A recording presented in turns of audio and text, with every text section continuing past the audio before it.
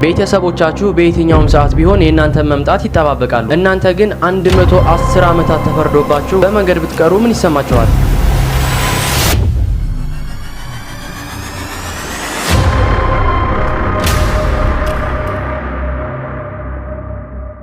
ከዚህ በኋላ ልጃቸው አትርፍም፣ ምንም አይነት ተስፋ የላትም ያሉት ዶክተሮች እጅግ የሚያስደስት ተአምር ሰምተዋል። ይህቺ በስክሪኑ ላይ የምትመለከቷት ግለሰብ ሳም ሃሚልተን ትባላለች።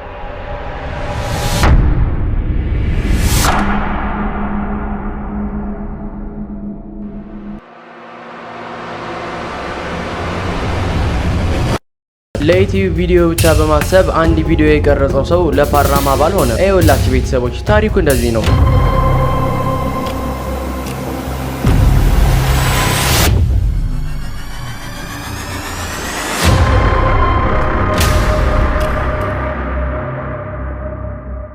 ሰላም ጤና ይስጥልኝ። በመላው ዓለም የምትገኙ ሁላችሁም ቤተሰቦቼ እንዴት ናችሁልኝ? እንግዲህ ዛሬም እንደተለመደው ያው በዶክመንታሪ ቪዲዮ ተመልሻለሁ። እስከ ቪዲዮ ፍጻሜ ድረስ አብራችሁ ይቆዩ። እንግዲህ ለምን እንደሆነ አላውቅም የሚሰሩ ቪዲዮዎች ብዙ ሰዎች ጋር ተደራሽ እየሆኑ ስላልሆነ ባካችሁ ቪዲዮዎች እንግዲህ ሲመጡላችሁ ላይክ እንድታደርጓቸው ስል በአክብሮት ተጠይቃችኋለሁ። ሰሞኑ ሙቀት ግን እንዴት ነው? እኔ ጋር ብቻ ነው ወይንስ እናንተ ጋር ነው?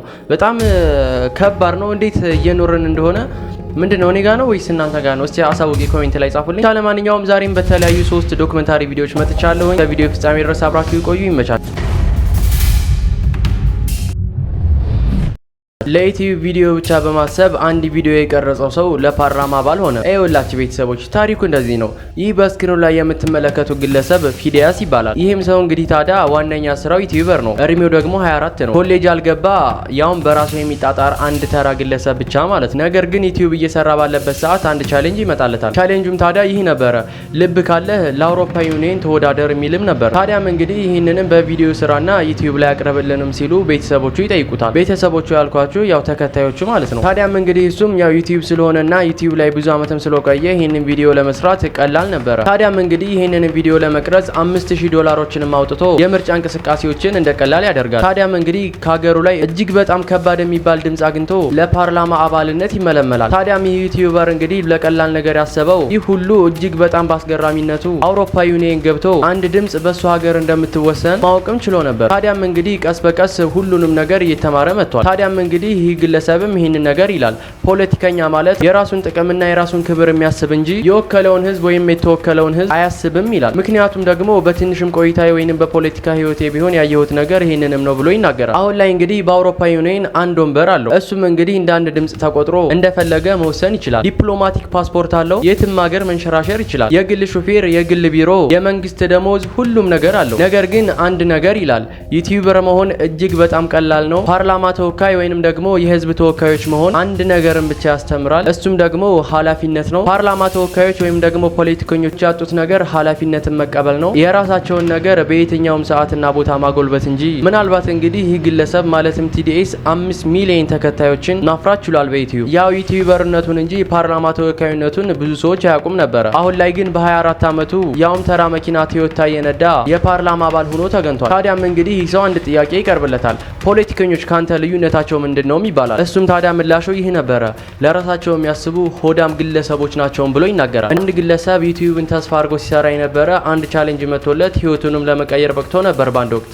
ለማንኛውም ወደ ቀጣይ ዶክመንታሪ ቪዲዮአችን ወሰድኳችሁ።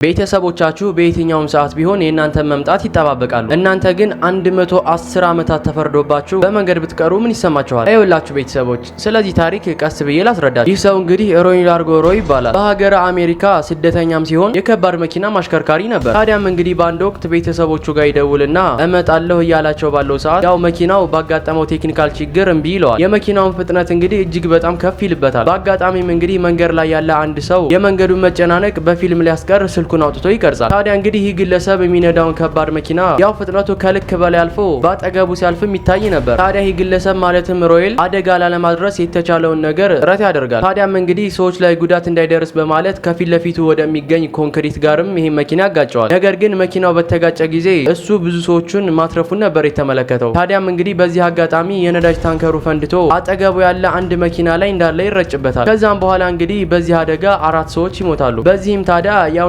እንደምታውቁት የአሜሪካ ህግ አለቅህም ብለው አንተ ወንጀለኛ ነህ፣ ከፍጥነት በላይ ማሽከርከር፣ ችላባይነትና ግዴለሽነትን በመጠቀም የመኪናውን ፍጥነት ጨምረህ የሰው ህይወትን አጥፍተሃልም ስትል ትከሰዋለች። ከዛም በኋላ እንግዲህ ከፍርዱ ሂደት በኋላ 110 ዓመታትን ይፈረድበታል። እሱ ግን ሊናገርና ሊል የቻለው ነገር ይቅር በሉኝ ይቅርታ አድርጉልኝም ነበረ። ታዲያም እንግዲህ ይህ ፍርድ ከተካሄደ በኋላ ብዙ ሰዎች ይሰሙና ከ4 ሚሊዮን ህዝብ በላይ ድምጽ ሰብስቦ ይህ የሰው ሰራሽ ችግር እንጂ የሱ ችግር አይደለም፣ ይህ ግለሰብ ይቅር ሊባል ይገባዋል ሲሉም ተደምጠዋል። ለማንኛውም ወደ መጨረሻውና ወደ ሶስተኛው ዶክመንታሪ ቪዲዮአችን አለፉ።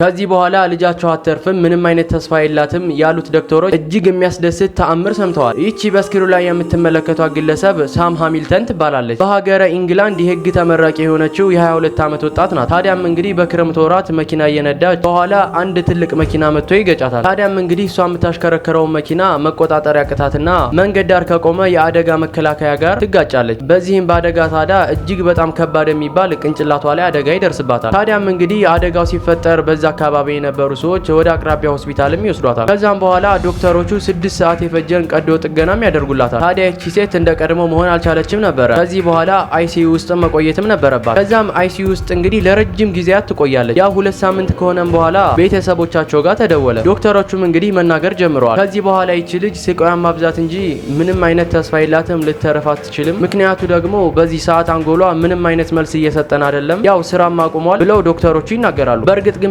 ቤተሰቦቹ አንድ ተስፋ ብቻ ነበራቸው። ታዲያም እንግዲህ ይሄንን ተስፋቸውን ብቻ ይዘው ወደ ልጃቸው ጠጋ ይላሉ። ታዲያም እንግዲህ ሁሉም ሰዎች እየተሰናበቱ ባሉበት ወቅት እናት ግን ካላት ፍቅር የተነሳ ልትሰናበታት አልቻለችም። በቃ የልጄን መሞት ቆሜ ማየት አልፈልግም፣ እንደምትፈልጉ አድርጉ፣ የህይወት ድጋፍ የምትሉትን ማሽንም አቋርጡም ስትልም በመጨረሻም ተስፋ በመቁረጥ ትደመጣለች። ዶክተሮቹም ታዲያ እንደተባሉት ያደርጋሉ። እናት ግን በዛ ሰዓት አይኗን ከልጇ ጋር አልነቀለችም ነበረ። አውራጣቷም እንግዲህ ሲንቀሳቀስ ታያለች። ታዲያም እንግዲህ በዚህም አቆሙ፣ ምንም ነገር እንዳታደርጉም ትላለች ይቺና ታዲያስ ይታይ የነበረው አንጎሏ የነበረበት የተወሰነ ክፍል እየሰራና እንዲሁም ደግሞ ሰውነቷ ሙቀት ማግኘት ጀምሮ ነበረ። ታዲያም እንግዲህ እነዚህ ዶክተሮች ይህንን ክስተት ባዩ ጊዜ እጅግ በጣም ተገርመው ዳግመኛ ወደ ህክምናቸው ገቡ። እሷም ታዲያ በ8 ሳምንታት ብቻ ተሽሏት በራሷ መተንፈስ በራሷ መንቀሳቀስ ችላም ወደ ቤቷ መመለስ ችላለች። ምናልባትም እንግዲህ በፈጣሪ የታመነች ነፍስ ተአምራቷን እንደዚህ ትሰራለች። እናም ቤተሰቦች የዛሬ ፕሮግራማችንን በዚህ መልኩ ጨረስን። በቀጣይ በሀሪፍና ደስ በሚል ዶክመንታሪ ቪዲዮ እስከምንገናኝ ድረስ ሀሪፍና መልካም ጊዜ ተመኘው። አዲስ ከሆናችሁ በዚሁ ሰብስክራይብ አድርጉ። ይመቻችሁ። መልካም ቀን ይሁንላችሁ። ቻው።